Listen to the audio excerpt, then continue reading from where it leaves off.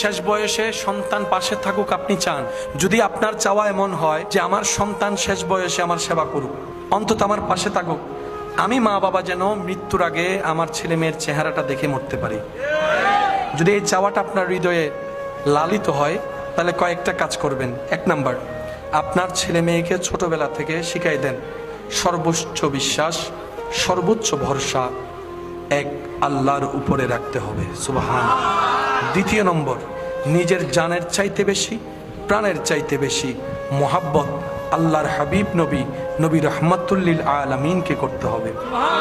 3 নম্বর, আহলে বায়তের প্রতি, সাহাবার আদর্শের প্রতি, আউলিয়া ইকরামের পথের প্রতি আপনাকে আমাকে মেনে চলতে হবে। 4 নম্বর, জীবনে যে কোনো পরিবেশ আসুক না কেন ধৈর্য হারা হওয়া যাবে।